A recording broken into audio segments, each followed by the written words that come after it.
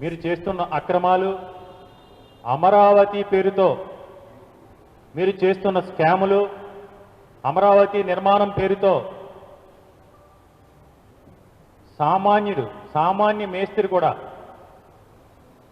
భవన నిర్మాణంలో ఉన్న కూలీలు కానీ, అవగాహన ఉన్న కూలీలు కానీ, మేస్త్రులు కూడా నవ్విపోయే విధంగా, పెద్దలు చెప్తారు నోటితో కాదు, నవ్విపోయే విధంగా ఎస్ఎఫ్టీకి 11,000 రూపాయలు నిర్మాణ ఖర్చు, దానికి అదనంగా 4% ఎక్సెస్తో టెండర్లు కేటాయించి భారీ అవినీతికి, భారీ కుంభకోణాలకి పాల్పడినందుకు మీకు మళ్ళీ 2028 వరకు మీరు అధికారంలో ఉండరని మీకు భయమా?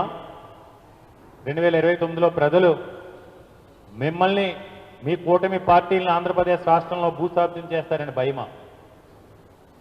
ఈరోజు మీడియా మిత్రుల ద్వారా ఒకటే మనందరం ప్రజలందరినీ కూడా ఒకటే విజ్ఞప్తి చేస్తున్నాం.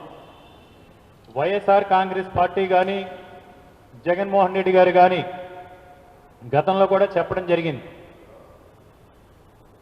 విభజన ఆంధ్రప్రదేశ్ రాష్ట్రంలో ఈ రాష్ట్రానికి ఉన్న ఆర్థిక పరిస్థితుల దృష్ట్యా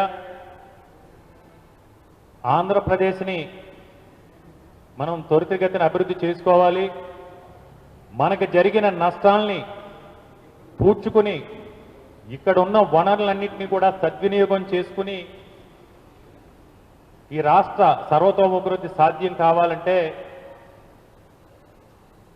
విభజన చట్టంలో అమరావతిని రాజధానిగా ఆ రోజు కమిటీ ఆమోదించిన ఒక పరిపాలన వికేంద్రీకరణ ద్వారా మాత్రమే ఈ రాష్ట్ర అభివృద్ధి సాధ్యం.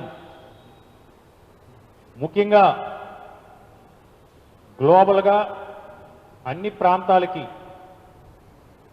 అద్భుతమైన కనెక్టివిటీ ఉన్న విశాఖపట్నాన్ని రైల్ కనెక్టివిటీ కానీ, రోడ్డు కనెక్టివిటీ కానీ, సీ కనెక్టివిటీ కానీ, ఎయిర్ కనెక్టివిటీ కానీ, అన్ని రకాల వనరులు, అన్ని రకాల ఇన్ఫ్రాస్ట్రక్చర్స్ ఉండి అనుకూలంగా ఉన్న విశాఖపట్నాన్ని ఎగ్జిక్యూటివ్ క్యాపిటల్గా అభివృద్ధి చేయటం ద్వారా అక్కడ ఉన్న వనరులను సద్వినియోగం చేసుకుని ఉత్తరాంధ్ర ప్రాంతానికే కాదు యావత్ ఆంధ్రప్రదేశ్ రాష్ట్రానికి కూడా ఒక ఆర్థిక పరిపుష్టత తీసుకురాగల శక్తి సామర్థ్యాలన్నీ కూడా విశాఖపట్నానికి ఉన్నాయి.